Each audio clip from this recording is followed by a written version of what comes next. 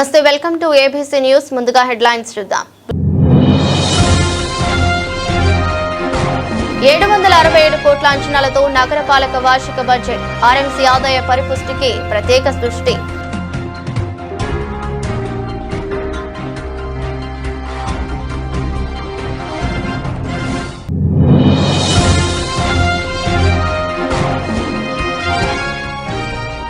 రైతులకు ప్రజలకు తగినంత డీజిల్, పెట్రోల్ అందేలా చర్యలు చేపట్టాలి. పెట్రోల్ బంకులు సందర్శించి మీడియాతో మాట్లాడిన మాజీ ఎంపీ భరత్.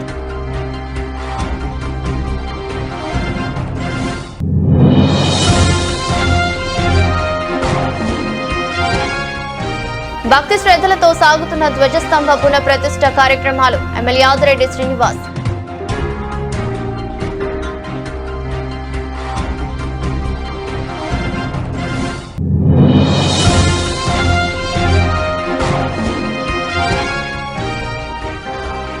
కొండబాబు వివాహ వార్షికోత్సవంలో వక్తలు. స్ఫూర్తి నింపిన ఉదయ్ భాస్కర్ చైతన్య గీతాలు.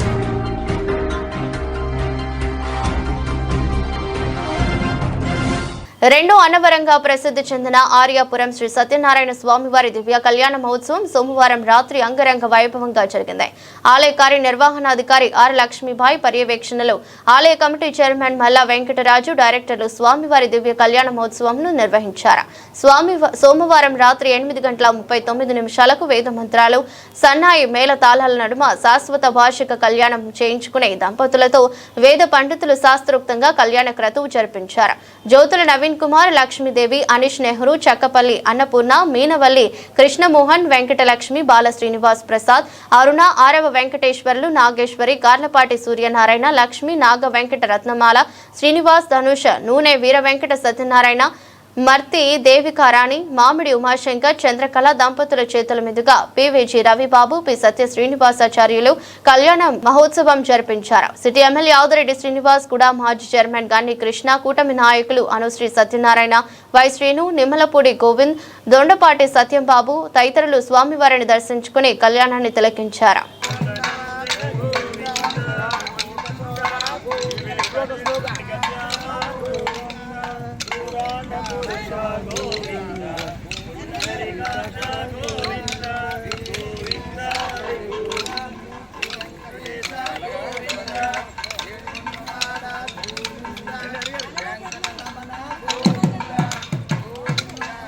మండపమధ్యస్థ మహాసింహాసనాధిస్థాన ముహూర్త భవంతు.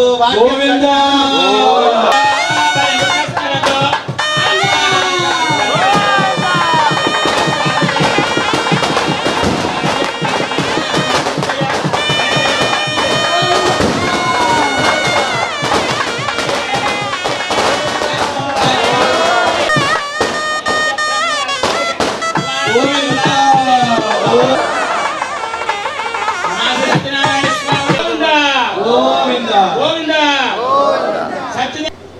బోర్డు నంబర్ ఎక్కపేట ఎమ్మెల్యే గారు అలాగే గోవింద సత్యదేవ నమో నారాయణ గోవింద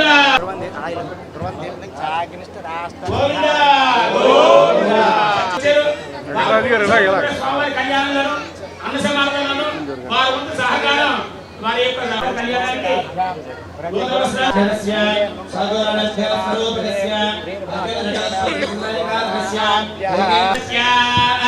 శ్రీమదాదినారాయణస్య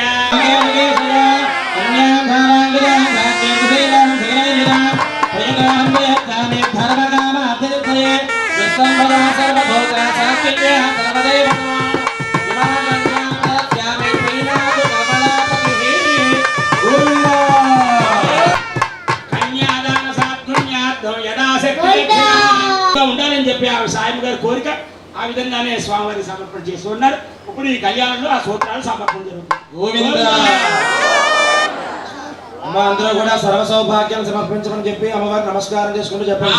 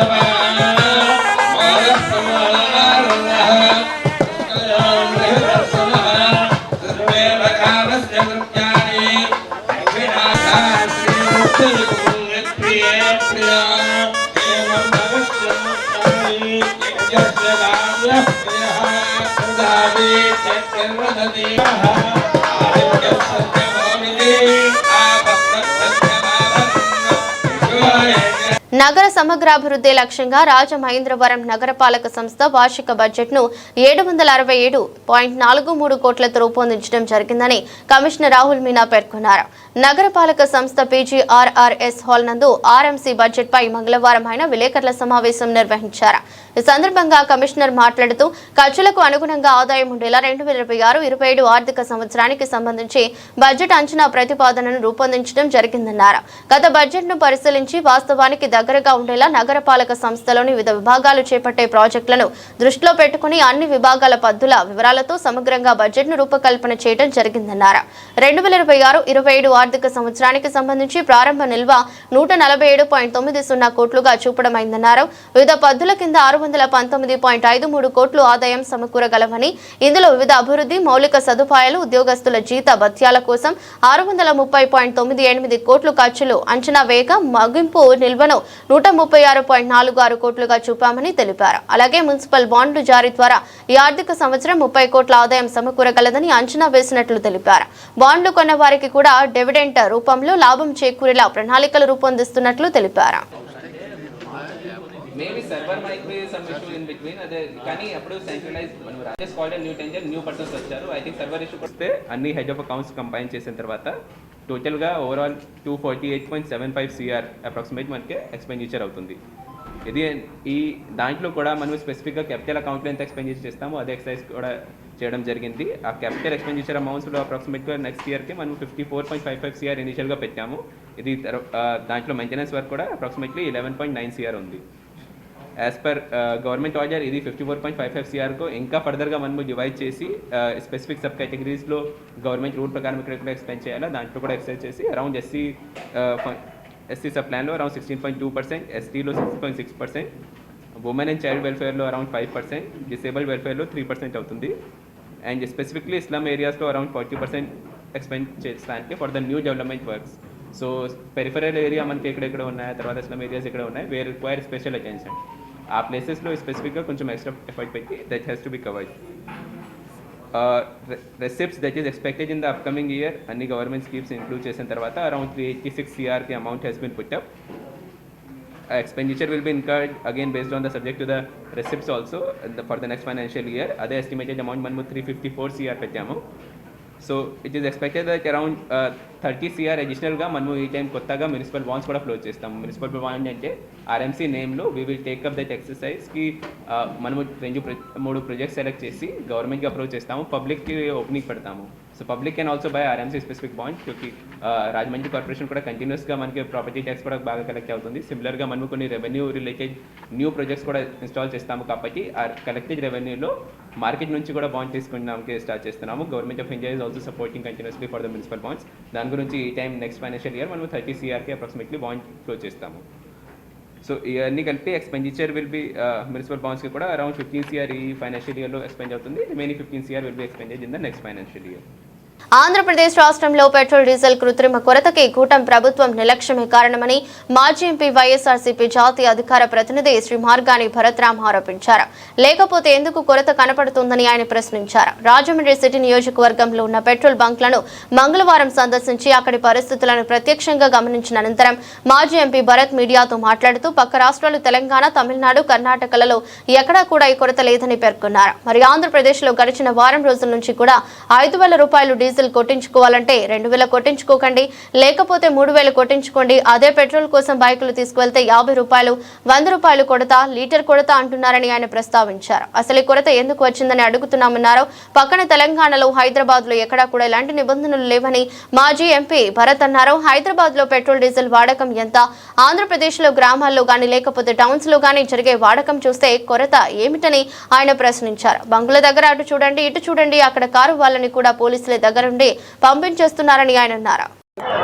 ఆంధ్రప్రదేశ్ లో గడిచిన వారం రోజుల నుంచి కూడా 5000 రూపాయలు డీజిల్ కొట్టించుకోవాలంటే 2000 కొట్టించుకోండి, లేకపోతే 3000 కొట్టించుకోండి. అదే పెట్రోల్ బైకులు వెళ్తే 50 రూపాయలు, 100 రూపాయలు కొడతా ఉన్నారు, లీటర్ కొడతా ఉన్నారు. అసలు ఈ కొరత ఎందుకు వచ్చింది అని అడుగుతా ఉన్నా. అంటే పక్కన తెలంగాణలో, హైదరాబాద్ లో ఎక్కడా లేదు. హైదరాబాద్ లో జరిగే వాడకం ఎంత, ఆంధ్రప్రదేశ్ లో గ్రామాల్లో కానీ విలేజెస్ లో కానీ లేకపోతే టౌన్స్ లో కానీ జరిగే కొరత ఎంత అని అడుగుతా ఉన్నా. చూడండి, అక్కడ ఆ కారు వాళ్ళని కూడా పోలీసుల దగ్గర నుంచి పంపించేస్తా ఉన్నారు. అటు తిప్పండి, కారు వాళ్ళని పంపించేస్తున్నారు ఇక్కడ పెట్రోల్ లేదని. నేను అడుగుతా ఉన్నా, అసలు ఈ పరిస్థితులు ఎందుకు వచ్చాయి అని అడుగుతా ఉన్నా. నిన్న అక్కడ తెలంగాణ మంత్రి ఉత్తమ్ కుమార్ రెడ్డి ఆయన చెప్తా ఉన్నాడు, ఆంధ్రప్రదేశ్ బండ్లు వచ్చి ఆంధ్రప్రదేశ్ వాళ్ళు ట్యాంకర్లు తీసుకుని వచ్చి తెలంగాణలో పట్టుకెళ్తా ఉన్నారని చెప్పే పరిస్థితులకు వచ్చారు అని. అంటే ఎంత దారుణాతి దారుణమైన పరిస్థితులు ఆంధ్రప్రదేశ్ ప్రభుత్వము, చంద్రబాబు నాయుడు గారు అవలంబిస్తా ఉన్నారనేది ఇక్కడ తేటతెల్లం అవుతా ఉంది. నేను అడుగుతా ఉన్నా, కనీసం ఇంగిత జ్ఞానం లేదు, సిగ్గు సరం లేకపోకుండా ఈ పరిస్థితులు ఎందుకు తీసుకుని వచ్చారని అడుగుతున్నా. దేశంలో ఎక్కడా కొరత లేదు, ఆంధ్రప్రదేశ్ లో ఎందుకు ఉంది అని అడుగుతా ఉన్నా. అంటే ఈ పరిస్థితులు తీసుకుని వచ్చి ఇవాళ మేము పెట్రోల్ ట్యాంకులు తీసుకుని వచ్చాము, 20 లీటర్లు 10 లీటర్ల ట్యాంకులు. ఆ ట్యాంకుల్లో కూడా వీళ్ళు డీజిల్ పోయట్లేదు అని అంటే నిజంగా ఈ పరిస్థితులు మీరు 2 రోజుల క్రితం చూస్తే కిలోమీటర్లు క్యూ లైన్లు ఉన్న పరిస్థితులు కనబడుతూ ఉన్నాయి. నేను అడుగుతా ఉన్నా, వరి కోతలు, రైతాంగము, ఆక్వా రైతులు వీళ్ళంతా కూడా పని అయ్యేది డీజిల్ పైన. మరి వీళ్ళందరూ కూడా ట్యాంకర్లే కదా తీసుకుని వచ్చేది, 20 లీటర్లు 30 లీటర్ల ట్యాంకులు తీసుకుని వచ్చి ఫిల్లింగ్ చేసుకుని వాళ్ళు అక్కడ జనరేటర్స్ నడుపుతారు. మరి ఈ కొరత వచ్చిందని అంటే ఎంత హీనాతమైన పొజిషన్ లో ఆంధ్రప్రదేశ్ రాష్ట్ర ప్రభుత్వం ఉంది అనేది ప్రజల్ని ఒకసారి అవగాహన చేసుకోమని కోరుతా ఉన్నాం. ఇదేదో మేము ధర్నా కార్యక్రమము ఉత్తిగా చేయట్లా, ప్రజల పక్షాన్ని నుంచుని పోరాటం చేస్తున్నాం. వీళ్ళకి ఇప్పటికైనా బుద్ధి వచ్చి ఈ కొరత రాకుండా అరికట్టే కార్యక్రమం చేస్తారు. తెలంగాణ మంత్రి చెప్తా ఉన్నాడండి, ఆంధ్రప్రదేశ్ నుంచి ట్యాంకర్లు తీసుకుని వచ్చి మా దగ్గర నుంచి ఆయిల్ పట్టుకెళ్తా ఉన్నారు. ఇంకొక దారుణమైన విషయం చెప్పమంటారా, భారతదేశ వ్యాప్తంగా అత్యధిక రేట్లు డీజిల్ కానీ పెట్రోల్ కానీ నంబర్ 1 పొజిషన్ లో ఉన్నది ఆంధ్రప్రదేశ్ రాష్ట్రం. ఫస్ట్ ప్లేస్, హైయెస్ట్ రేట్లు. అసలు ఇంత దారుణాతి పరిస్థితులు ఆంధ్రప్రదేశ్ రాష్ట్రంలో వచ్చింది అని అంటే అసలు ఏ స్థాయిలో ఉందనేది కూడా ప్రజల్ని అవగాహన చేసుకోమని కోరుతా ఉన్నా. ఇప్పటికైనా చంద్రబాబు నాయుడు గారు మీరు రివ్యూలు చేయండి. అసలు ఎక్కడ కూడా రైతాంగానికి ఇప్పుడు వరి కోతలు అయ్యే టైం కదండి ఈ ఏప్రిల్ నెలంతా కూడా, మీరు ఇమీడియట్ గా ఎక్కడా కూడా కొరత లేకోకుండా ప్రజలకి అందుబాటులో ఉంచే కార్యక్రమం చేయమని ఈ ప్రభుత్వాన్ని డిమాండ్ చేస్తా ఉన్నాం. గోదావరి ఘటన ఉన్న ఉమా మార్కండేయ స్వామి ఆలయంలో ధ్వజస్తంభం పునఃప్రతిష్ఠా మహోత్సవం సందర్భంగా ఈ నెల 26వ తేదీన నగరంలో నిర్వహించిన ధ్వజస్తంభం ఊరేగింపు అంగరంగ వైభవంగా జరిగింది. భక్తుల నామస్మరణలు, పేద గోశాల మధ్య సాగిన ఈ ఊరేగింపు నగరంలో ఆధ్యాత్మిక వాతావరణాన్ని సృష్టించింది. ధ్వజస్తంభం ఆలయానికి చేరుకున్న అనంతరం మరుసటి రోజు నుంచి ఆలయ ప్రాంగణంలో ప్రత్యేక పూజలు, హోమాలు, యజ్ఞాలు నిర్వహిస్తున్నారు. కార్యక్రమాలు భక్తుల విశేష స్పందన పొందుతున్నాయి. ఈ నెల 29వ తేదీ బుధవారం జరగనున్న ధ్వజస్తంభం పునఃప్రతిష్ఠా మహోత్సవం నేపథ్యంలో రాజమహేంద్రవరం సిటీ ఎమ్మెల్యే ఆదిరెడ్డి శ్రీనివాస్ ఈ రోజు ఆలయాన్ని సందర్శించి పూజా కార్యక్రమాల్లో పాల్గొన్నారు. ఈ సందర్భంగా భక్తులకు ఎలాంటి ఇబ్బందులు కలగకుండా అన్ని ఏర్పాట్లు పకడ్బందీగా చేయాలని అధికారులకు సూచించారు. ముఖ్యంగా భక్తుల రద్దీని దృష్టిలో ఉంచుకుని ప్రత్యేక క్యూ లైన్లు, బ్యారికేడ్లు ఏర్పాటు చేయడం, వృద్ధులు, మహిళలు, దివ్యాంగుల కోసం ప్రత్యేక దర్శన ఏర్పాట్లు కల్పించడం, తాగునీరు, వైద్య సదుపాయాలు, చల్లని పానీయాల పంపిణీ ఏర్పాటు చేయాలని ఆదేశించారు.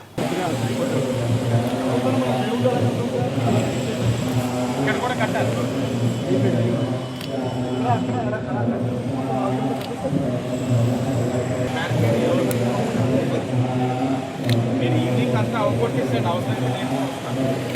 బ్యారికేడ్ కడితేనే ఎంట్రీ ఇవ్వాలి వీఐపీ, లేదంటే చాలా రిస్క్.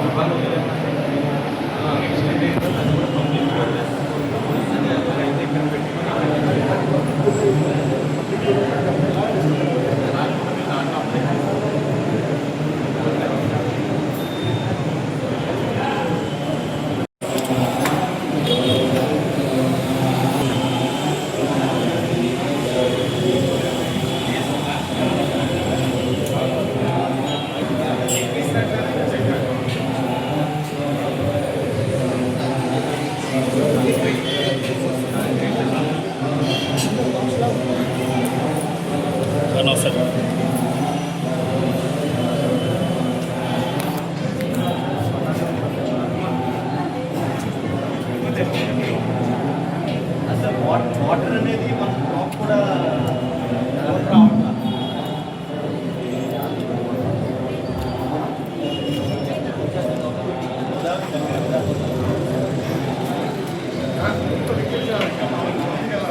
కార్మిక నాయకుడిగా, క్వారీ ప్రాంత ప్రజాప్రతినిధిగా, రాజకీయ నాయకుడిగా బర్రె కొండబాబు చేపట్టిన నిరంతర పోరాటాలు స్ఫూర్తిదాయమని పలువురు వక్తలు పేర్కొన్నారు. రాజమండ్రి నగరపాలక సంస్థ మాజీ స్టాండింగ్ కమిటీ చైర్మన్ బర్రె కొండబాబు మరియు 45వ వివాహ దినోత్సవ వేడుకలు సోమవారం సాయంత్రం 49వ డివిజన్ సుబ్బారావు నగర్లో ఘనంగా జరిగాయి. ఈ సందర్భంగా బహుజన కళా వేదిక ఆధ్వర్యంలో శ్రీకాకుళం కు చెందిన ప్రముఖ ప్రజా కళాకారుడు ఉదయ్ భాస్కర్ బృందం ఆలపించిన దళిత చైతన్య గీతాలు స్ఫూర్తిని కలిగించాయి.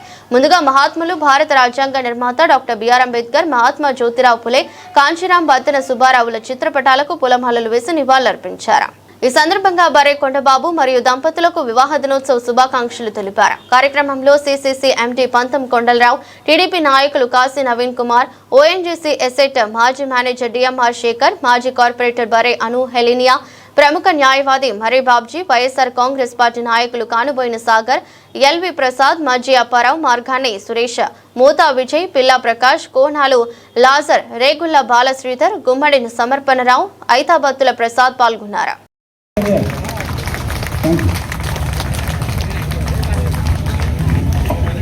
కొండబాబు గారి దంపతులకి పెళ్లి రోజు శుభాకాంక్షలు. కానీ ఈరోజు విషయం ఏంటంటే, ఈరోజు నాకు చాలా ఆనందంగా ఉన్న విషయం ఏంటంటే, కళాకారులు తీసుకొచ్చి మరి పూర్వీకుల చరిత్ర మరి పాటల ద్వారా మనకి వినిపించినందుకు వాళ్ళిద్దరికీ కూడా ధన్యవాదాలు తెలియజేస్తున్నాం.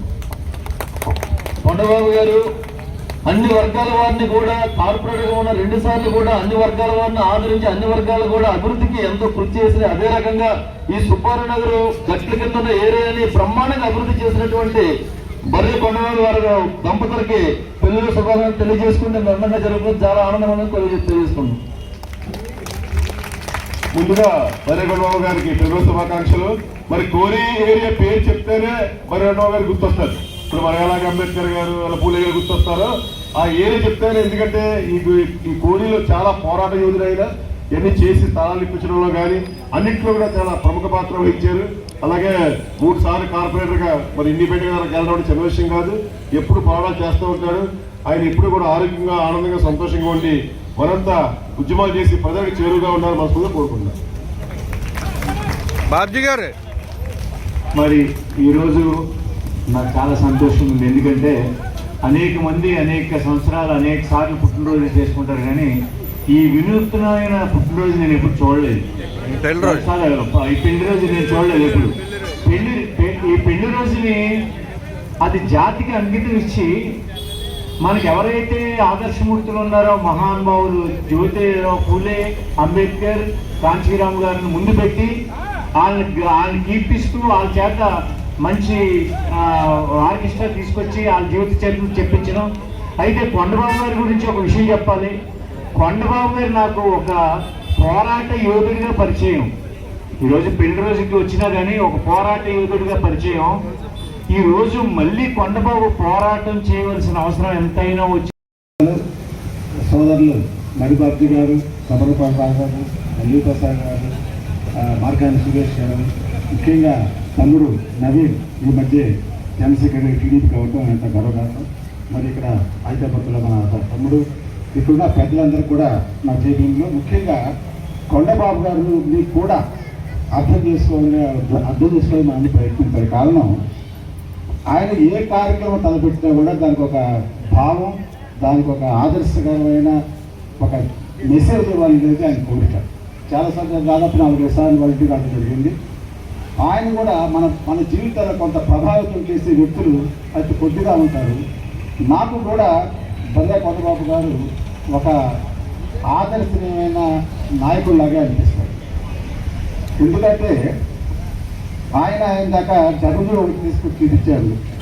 ఆ గదులు అనగా నాకు ఒకటి గుర్తొచ్చింది. ఏ వ్యక్తి అయినా బాబాసాహెబ్ డాక్టర్ బిఆర్ అంబేద్కర్, మహాత్మా పూలే గారిని తలుచుకుంటూ ఒక ఆదర్శమైన మనిషిగా బ్రతకాలంటే ముందు ఒక మంచి వ్యక్తిగా ఉండాలి.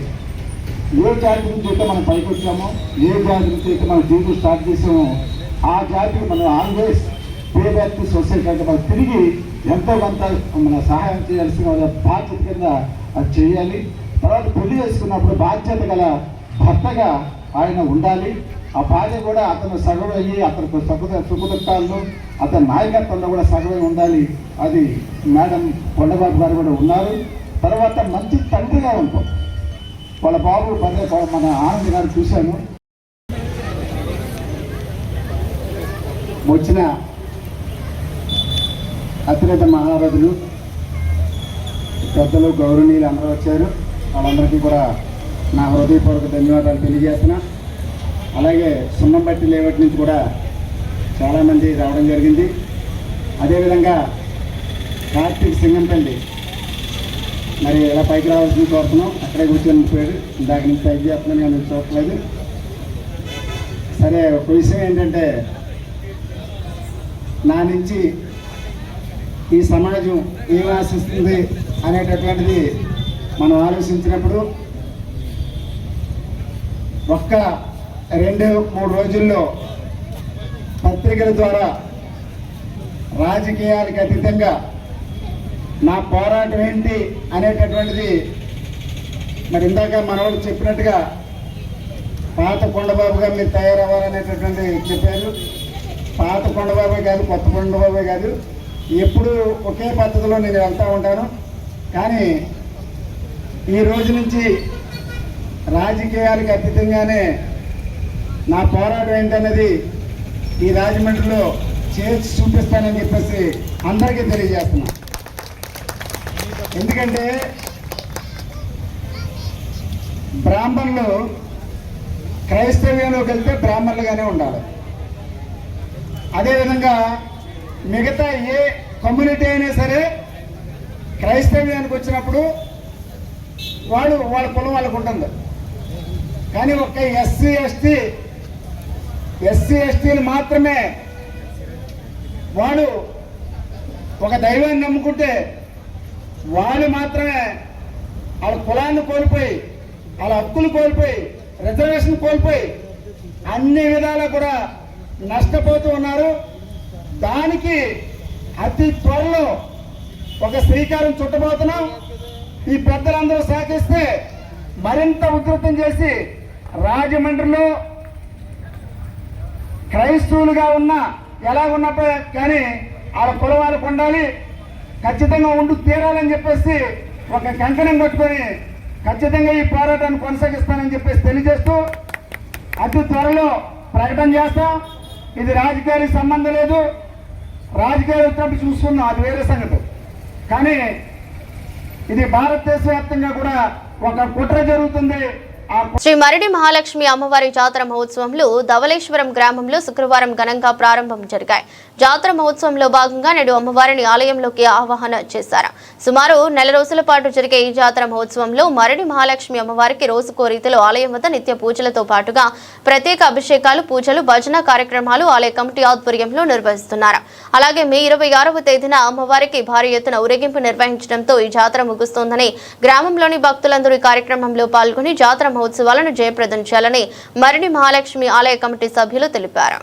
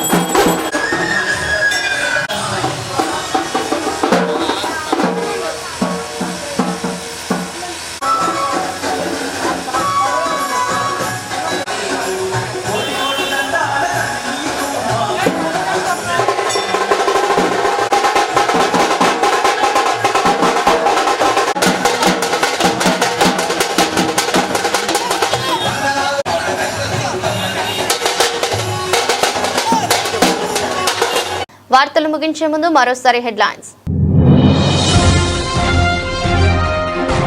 767 కోట్ల అంచనాలతో నగరపాలక వార్షిక బడ్జెట్, ఆర్ఎంసీ ఆదాయ పరిపుష్టికి ప్రత్యేక దృష్టి.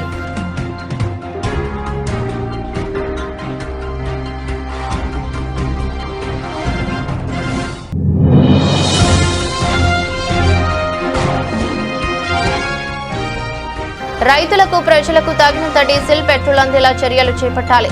పెట్రోల్ బంకులు సందర్శించి మీడియాతో మాట్లాడిన మాజీ ఎంపీ భరత్.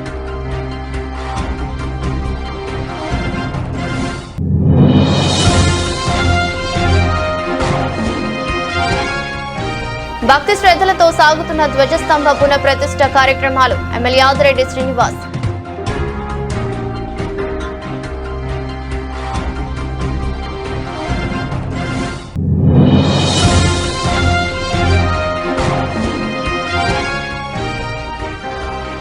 కొండబాబు వివాహ వార్షికోత్సవంలో భక్తులు, స్ఫూర్తి నింపిన ఉదయ్ భాస్కర్ చైతన్య గీతాలు.